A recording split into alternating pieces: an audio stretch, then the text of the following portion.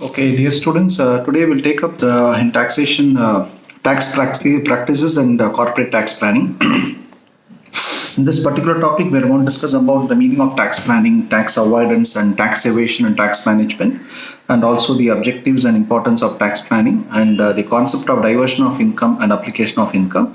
And we'll cover the aspects of corporate tax planning, and we'll later work out some problems on taxation of companies also.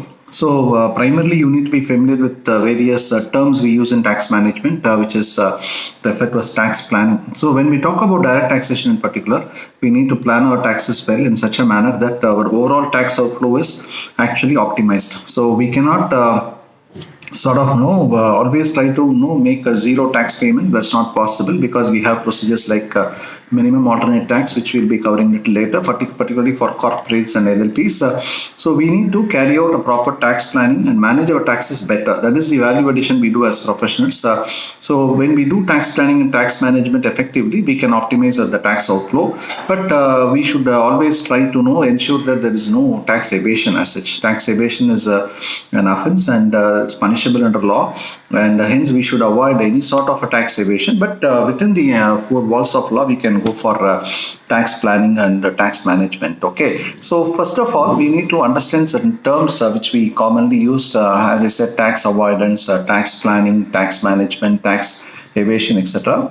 And primarily, we need to first of all understand what is tax evasion. So we have a interesting definition of tax evasion. It's sort of an illegal arrangement where the liability to pay tax is ignored or avoided completely, and the primary objective here is to not to pay tax. That's the whole point. In fact, you would have definitely heard of the term called mens rea. This is sort of a culpable mind. So when you have a mens rea, that is, your intention is not to pay tax, and you consequently don't pay any tax to government, then that becomes a tax evasion, which is a punishable offence. So the reduction of tax liability through illegal or fraudulent method or means is what we refer to as tax evasion, and we should ensure that we don't get into this sort of tax evasion tactics. Rather, we should plan our tax well and manage our tax well such that our overall tax outflow is optimized. Are you able to understand? So let us say, for example, a company has purchased a capital asset and it wants to charge it off to revenue and treat it as an expenditure, and thereby it is trying to reduce its income and pay lesser taxes. It's a clear case of a tax evasion. So you should make sure that capital expenditure are not booked as revenue expenditure. You can only depreciate it. You can claim depreciation. That's absolutely practically relevant, but you cannot treat the capital expenditure as a revenue expenditure. So that's where the problem starts. So many companies or many entities, if they try to do this tax evasion, they get trapped into the problem and easily they get because see here, later we'll be discussing about the audit aspect also. Tax audit is there. So if your entity is going to be subject to tax audit, the tax auditors can easily observe it and try to identify such errors. If not, only there is a problem. If somebody doesn't really observe such issues and you try to evade tax in this process, it becomes an offense. Okay, clear? So tax avoidance is something which is within the four walls of law. You can try and do certain things that can ensure that you don't pay tax as such. For example, setting up a business in a unit SEZ. It's like a tax planning. Tax avoidance is something to do with non-payment of tax within the four walls of law. So it is also a type of a tax planning in my view, because you cannot avoid tax without a proper tax planning. Now, the best example would be like, if I want to avoid tax, I should do agricultural activity because my agricultural income is exempt from tax. So that is a tax avoidance. That is not a tax planning. So an arrangement of the affairs of the taxpayer in such a way that he is reducing his tax liability, although it is in accordance with the law, but you are not intending to go against the law. That's the point we try to understand here as tax avoidance. So tax avoidance is a sort of a dodging of a tax without actually breaking the law. So whatever you can do by dodging the provisions of law, now, if I can use the word loopholes of law, etc., you can very well do that, not a problem, but you cannot evade tax. That's the whole point. So it's also a type of a planning, as I said, very thin line of difference between tax planning and tax avoidance.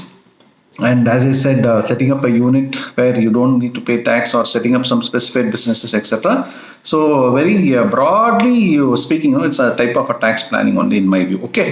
Now coming to criteria to define tax avoidance, when you look into that, no use of colorable devices, and instances where doctrine of substance is defeated, and defeating the genuine spirit of law, and misrepresentation or twisting of facts, taking only legal interpretation of law and suppressing the legislative intent behind it. These are all something which becomes a problem area. So there are some issues we should avoid that. We should ensure that all the tax avoidance is not getting into any such issues. Rather, we should do a proper tax planning and manage our taxes better. So in a popular case law, Supreme Court in McDowell's case has come out with the view that the tax avoidance has been considered as a tax evasion and a crime against society. So most of the amendments are now brought into income tax to curb the practice of tax avoidance. So we have to be a little bit careful here. So though tax avoidance is possible, but it cannot go against law. It cannot defeat the provisions of law. That's what I was using the word loophole.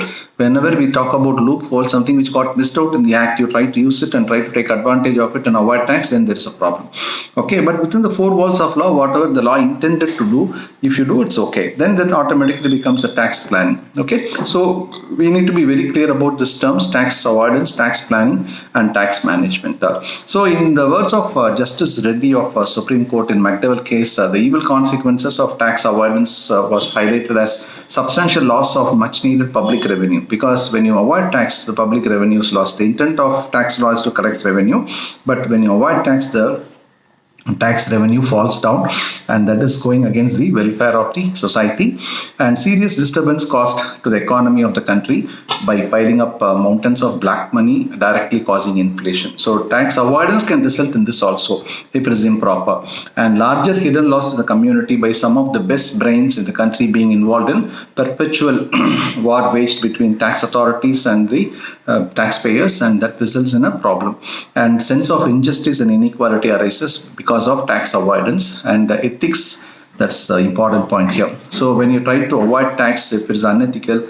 then there is a problem. So ethics is also an issue which we have to bear in mind. Ethics, that is transferring of the burden of tax liability to the shoulders of the guideless good public, that becomes a problem area, and the law will take its own course of action. So we need to be extra careful, and rather we would stop by using the term tax avoidance, because the Supreme Court in this particular case has highlighted this very well, saying that tax avoidance is equivalent to tax evasion. So as tax-paying citizens, we need to be extra careful, and we need to rather plan our taxes better and manage our taxes better rather than avoid or evade.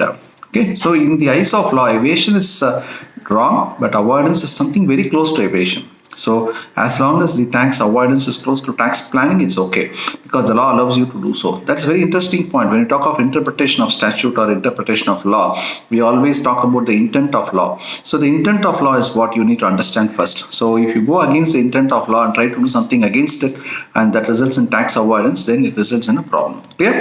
Then coming to tax management, it involves more of a regular and timely complaints of law and arrangement of the affairs of the entity in such a way that the tax flow is optimized, basically. So you can actually, as I said, setting up of a business unit in an SEZ is more of a tax management. In fact, I should share my experience with you. We had put up a factory in Pondicherry when I was with Hindustan Lever. We had put up a factory, and that primarily was to have a tax advantage of putting up a factory in Pondicherry. So at that point of time, there were tax advantages of setting up a factory in Pondicherry. So we had done that. And so when you talk of tax management, the broader principle remains that you should try to reduce your tax outflow by organizing your activities in such a way that your tax outflow is optimized. Okay, so but you have to pay timely taxes, TDS, everything remains proper, and you have to manage your taxes by complying with the regulations of law without going against it. Tax planning is more of arrangement of a person's business and affairs in such a way to minimize the tax liability. That is, when the law allows you to minimize your tax, you can actually use that and take advantage of that, and you can go for a proper tax planning and take full advantage of deductions, exemptions, allowances, rebates, and that will bring down your taxation to a larger extent, and that becomes a proper tax planning. So tax planning is perfectly fine. We as professionals always should ensure that we carry out proper tax tax planning for our clients, and in this process only we need to add value to our clients. Are you able to follow what I'm saying? So our objective is to provide tax planning ideas to our clients and be in line with law and use the law to a large extent to our advantage, and these are all intended to be given by law. That's the interesting difference between tax avoidance and tax planning. The law has intended to give you deductions, the law has intended to give you exemptions, the law has intended to give you a lot of rebates. Use that properly and plan your taxation in such a way that your tax outflow is minimized or optimized. Okay, so tax planning is more in compliance with the taxation procedures and taken advantage of various provisions of law, and that is perfectly in line with law, and it is an advantage for all taxpayers where they can very well do a tax planning properly and manage their taxes effectively. So the law permits you to do so. So doing business in a backward area, taking advantage of benefits of deductions available in the ATC or ATD for health insurance for that matter. Corporates also have a lot of tax exemptions available, tax deductions available. Capital gains in particular, you have a lot of available advantages in the form of exemptions. So all this you have to take advantage by a proper tax plan. Various judicial pronouncements have come across in respect to this particular aspect of tax planning. In fact, the Supreme Court in the case of CAT versus BM Karwar held that the tax authority is basically entitled and is indeed bound to determine the true legal relation resulting from a transaction, and if the parties have chosen to conceal by a device the legal relation, it is open to the tax authorities to unravel the device and to determine the true character of relationship. In fact, this reminds us of our discussions in Companies Act, where a company has been incorporated for the purpose of tax avoidance, lifting of corporate wealth. So that's precisely the point here. When you're trying to know camouflage and try to do something where you can try to know evade tax, that becomes a problem area. Otherwise, it's perfectly, if you're in line with law, there is no issue. So it's open to tax authorities to unravel such actions and determine the true character of the relationship. So the legal effect of a transaction cannot be displaced by probing into the substance of the transaction. Similarly, again, referring to the same Supreme Court decision in McDowell and Co. versus CTO, it was observed that tax planning may be legitimate provided, so they are putting a condition here that it is within the framework of law. Very, very important. So tax planning is allowable provided it is within the four walls of law. And colorable devices, don't try to hoodwink. Colorable devices cannot be part of a tax planning, and it is wrong to encourage or entertain the belief that it is honorable to avoid payment of tax by resorting to dubious methods. So this particular case law, I would recommend you to quote it in exams also whenever we talk of tax avoidance and tax evasion, and this also a case can be quoted for proper tax planning, importance of tax planning. So tax planning is very much important, and even in the recent issue which has been going on in Vodafone case, it's a very popular issue. Even now there has been some news about it. And Supreme Court in Vodafone's case accepted that if an actual controlling non-resident enterprise makes an indirect transfer through abuse of organizational or legal form and without reasonable business purpose, which results in tax avoidance, then the revenue can disregard them or regard them as an arrangement which is to be an action to be brought against them by use of non-resident holding company, and you can actually recharacterize them or the equity transfer according to the economic substance of the transaction and impose tax on the holding company. See, look at the powerful statement made by Supreme Court. This is a classic case law, Vodafone case law, where the Supreme Court has gone to the extent of telling that no, if you're going to abuse something which is in law and try to beat the economic substance of the transaction through dubious methods, then the government has got enough powers to levy tax on that. So you can actually, the Supreme Court has said, you recharacterize the equity transfer according to its economic substance and impose tax on the actual controlling non-resident enterprise, and this is what has resulted in government levying tax on the transaction of Vodafone, which is a very popular case law. I would recommend you to have a look at this particular case law in particular, because there has been some few recent developments also in this particular case law, and we have to keep track of it. Okay, so a transaction is used principally to cheat or as a dubious method, then that becomes a problem area.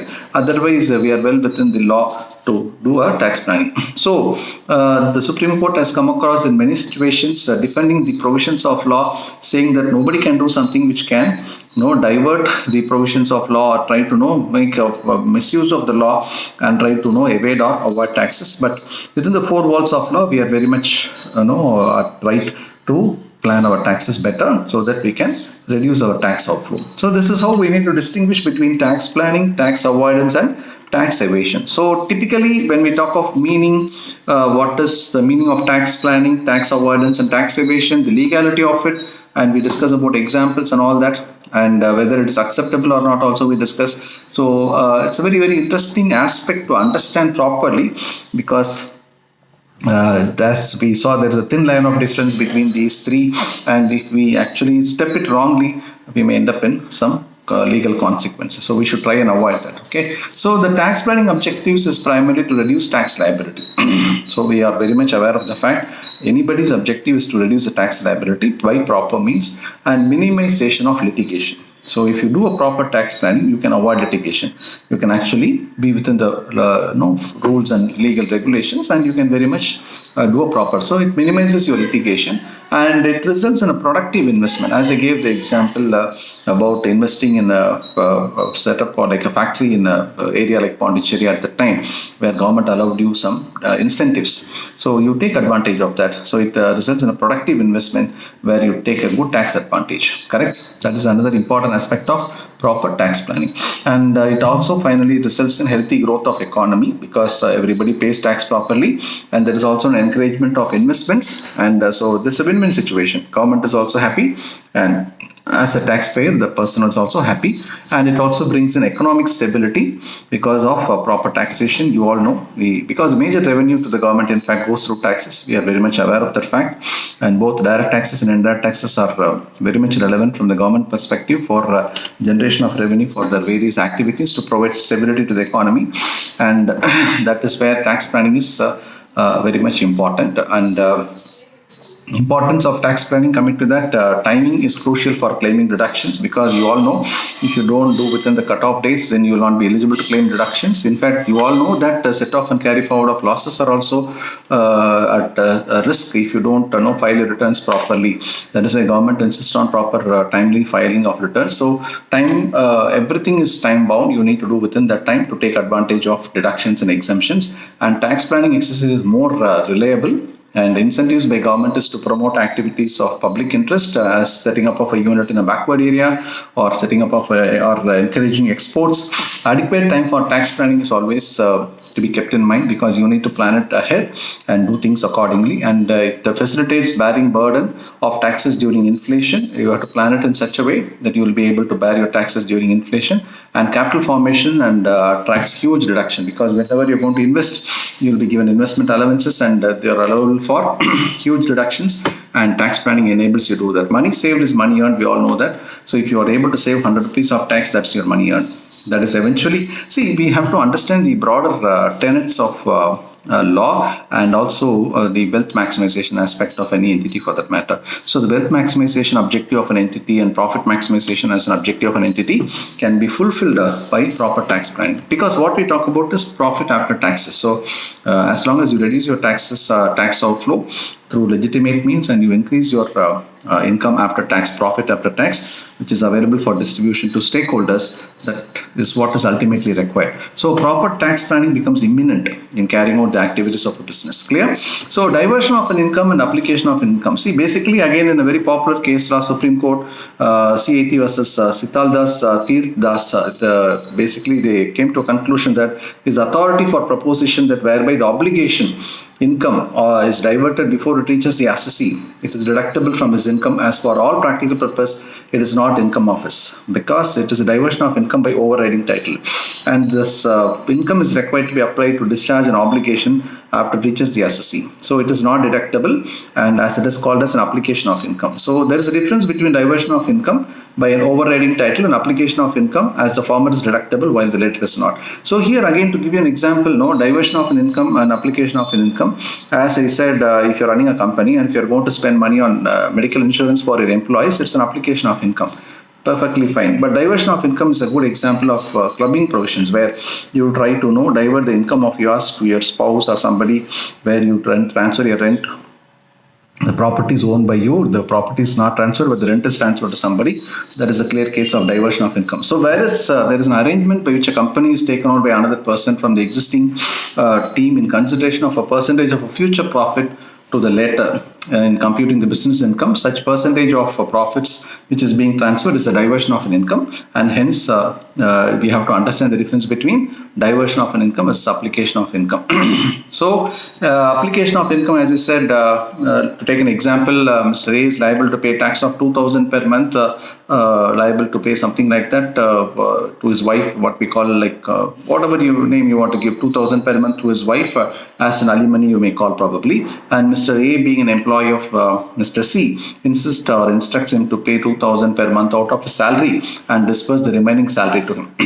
And whether the amount of 2,000 per month is to be included in total income of A is a matter of question. Is it a diversion of an income? Because your salary is going to be paid to somebody else even before you receive the salary, and this is a clear case of application of income by Mr. A and not a diversion of income. And hence it will be included in the total income of Mr. A, and this is because the amount of 2,000 per month is an obligation of Mr. A to pay Mr. B out of his income, and not an income in which Mrs. B out of his income, and not an income which they have an entitlement. Clear? So that's a good example of application of income. Similarly, when we talk of ABC is a partnership firm in which A and his two sons are partners, B and C, and the partnership deed provides that after death of Mr. A, B and C shall continue the business of the firm subject to a condition that 20% of the profit of the firm shall be given to Mrs. D, that is wife of Mr. A and mother of B and C. So after the death of Mr. A, whether this 20% amount of profit is included in the total income of firm ABC or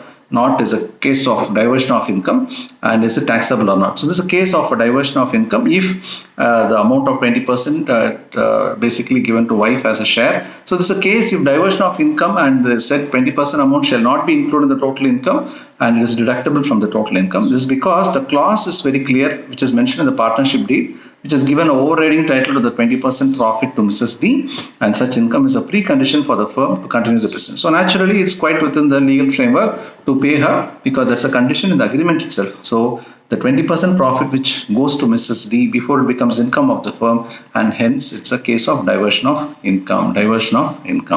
And coming to essentials of tax planning, we need to be properly updating ourselves on a day-to-day basis regarding the tax laws, and disclosure and furnishing of income tax related information to department. We have to do it properly, prompt disclosure of information, planning to be within the framework of law, and capability to achieve the desired objectives and amenable to changes. This is not something part and parcel of the tax planning, and you can have tax planning as a short range tax planning and a long term. Short range tax planning is also possible. Long term, as I said, no, if you want to get advantage of investment in a backward area, you're investing in a specified business, etc. It's more of a long term, not for a short term. But short term benefits in the form of year on year exports, you can get some export incentives. So permissibly, you're allowed to do all these things, no problem on that. So it can either be a short term, depending on the income flow, you can plan for it. Okay. And purposive tax planning, so it involves proper purpose for which you are doing a tax planning. As I already said, if you want to save tax in the form of growing business as well as saving tax, then you can go for investments, or you can choose to put up your money into short-term investments, etc. And so you have to choose the right investments and make a probable plan for replacing your assets. And you can also look at your residential status. Okay, if you're a resident, you have to pay all your taxes. If you're a non-resident, your foreign income is not taxable. So you can actually understand the purpose of tax planning and diversifying the businesses, because certain businesses you get some tax exemptions, etc. Okay, and coming to areas of tax planning, what are the areas in which you can do? You need to identify the form of business which you want to choose. So you can either choose a sole proprietary business or a corporate, because you all know the taxation is different for individuals, proprietors, and companies, and the individuals and companies, they vary in the form of tax liability. And not only that, the location aspects, as I said, if you want to set up a business in a backward area, you enjoy some tax advantages, and nature of business also comes into picture. The specified business, if you carry on, you are eligible to claim the deductions, but if you're not going to carry on a specified business, then you know the taxation aspects. So the point here is you need to be clear as to how do you want to go about your tax planning. And tax planning in respect of corporate restructuring or amalgamation, the loss of amalgamating company can be carried over by the amalgamated company. That's a major tax advantage. So that is something which has to be borne in mind if you're looking at amalgamation. Tax planning in respect of financial management, the cost of capital, etc. As I was just mentioning about wealth maximization. If you want to reduce your tax outflow and you want to take advantage so that your final profit after tax is good enough for proper financial management, That's a great tax planning. And we can also have to keep in mind tax planning with respect to non-resident companies where they take some advantages, and in respect of employees remuneration, the employees remuneration scheme, whether to provide a rent-free accommodation or to give a HRA or anything of that matter, you need to keep in mind while you carry out a tax planning, because there has to be an advantage both to employer and employee. Because if you give all the salary in the form of basic pay, then it fully becomes taxable for the employee. There is no advantage to the employee. So you also need to structure the remuneration in such a way that there is an advantage to the employee. So that is part of the tax planning. And tax planning in respect of court rulings and legislative amendments, you have to bear in mind. So as we discussed about Vodafone case, court rulings are very clear, and we need to bear in mind such rulings so that we don't just end up with planning it wrong. Clear? And as I said, if you are able to understand and make a proper analysis of these sort of requirements for proper tax planning, then it will be a major advantage for the business, and you can actually reduce your tax outflow. Clear? So when we talk of even a startup, which is a very popular concept going on today, startups are also eligible for various types of tax advantages. So when you do a tax planning, you need to look at whether you fit into the category of a startup. If so, you take some tax advantages of it. Not only that, we are also very clear on the carry forward procedures and carry forward of losses, as I gave an example about amalgamating companies and amalgamated companies. And not only that, the registration of a charitable institution as a company, Section 8 company, there are some advantages. So we need to keep that in mind. So locational aspect, nature of business organization, how are you going to set up your business, where are you going to set up your business, all that has to be borne in mind while you carry out a tax planning. So if you are able to do all of this, then I think you can overall achieve the objective of optimizing your tax outflow or minimizing the tax outflow. When you do that, you are adding value to the business. And as I said, there are a lot of overlap between business decisions and tax decisions, because as I gave an example, if you want to diversify your business, you have a choice of either starting a new entity, or a new entity in the sense a new branch or a new division, etc., or you have a choice to acquire an existing business. So if you have a tax advantages by acquiring an existing business, it makes sense, because if you are a huge profit making company and there is a entity which is doing well, business model is good, but currently it is in losses, so you can acquire that and take tax advantage. Financial management decisions in the form of how much to borrow. In fact, recently there is a very interesting thing I should tell you. A company called Majesco. I think you should probably check it out in Google. It's a software company, a small company, which has recently sold its entire business to some other company in US, and they made a huge profit out of that. So recently they announced a dividend of rupees 974 per share, per equity share. Understand this carefully.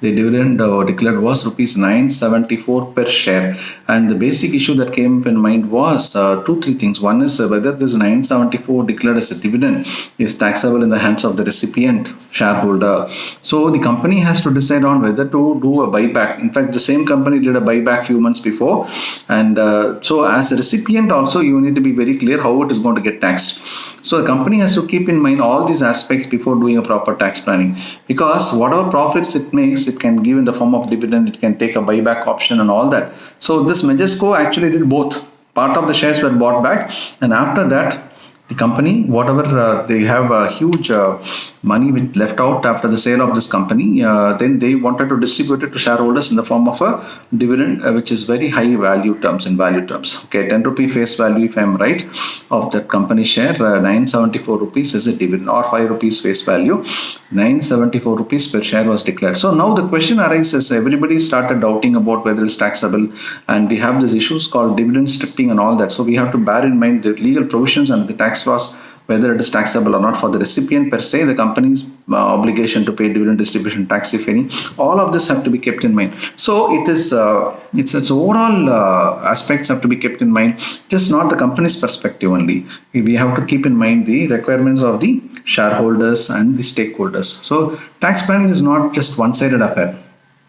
Every implication has to be borne in mind, and accordingly decisions have to be taken with respect to proper tax planning. Okay, so you can also decide on leasing options. You can look at taking a loan and paying interest on that if you want to take up an asset. So advantages of leasing versus taking a loan and having your own asset. And a lot of corporate entities like FMCGs with respect to operations of the logistics, truck, they use a lot of trucks to transport goods, whether to own them and depreciate them or to pay rental charges for the trucks. So these are all the things which has to be kept in mind, because it's easier said than done. So we need to do a meticulous calculation in respect of advantages of all of this and then decide on which option is better. Now for an employee, again, HRA or rent-free accommodation, which one is better, has to be kept in mind. Clear? So there are quite a few things we need to bear in mind while we do a tax planning. It's just not one aspect which we have to keep in mind. Clear? So typically various provisions of the Income Tax Act has to be properly understood and applied in order to decide on what type of planning you can actually do, which will take you or provide you an advantage. And that is what is very, very important. So typically we need to compute all the benefits attached to each of these provisions and accordingly finally conclusively tell, yes, this is a better option, etc. Clear? A very interesting aspect. And we also have a lot of tax planning with respect to non-residents, where exemptions are available to non-resident companies, and we also have the agents to retain sufficient money of a non-resident to meet the tax liability in India, and the non-residents to be aware about the tax deduction by agent to plan accordingly. And this is an important part and parcel of your syllabus also, non-resident taxation. Person who could be treated as an agent of an NR has to be properly understood, and tax paid by agent is dead loss if not required by the non-resident. And so business connection due to close financial association between a resident and a non-resident has to be properly understood, which we discussed about the Vodafone case also. And income taxable at special rates. So certain incomes of non-residents are taxable at special rates, which we need to keep in mind while talking about taxation of non-residents. So tax planning for Indian collaborators are also something very, very important, where they can come into collaborating with the Indian companies, etc. And we need to bear in mind what type of aspects to be kept in mind. Capitalization of installation expenses, treating purchase of spares as revenue expenditure, and treating plans and drawings, etc. as a plan for availing full depreciation, and tax planning with respect to employees' remuneration. We discussed all of this have to be borne in mind while we conclusively work on a package of tax planning. Clear? So very interesting topic, and you can have a separate team to work on this tax planning area, and dedicated team can help you in managing your taxes better. Good. So I think you have a fair understanding of these concepts what we discussed today with respect to tax evasion, tax avoidance, and tax planning and tax management. Okay. So kindly ensure that you properly understand it and apply it, and accordingly use it on a day-to-day basis when you come to real-time application of it. So we'll soon catch up with the next session, and I'll be probably taking you through the next topic on direct taxation for your examinations. So in between, if you have any doubts, feel free to reach me. I'll definitely be happy to clarify that. Okay. So take care. I'll catch up with you very soon.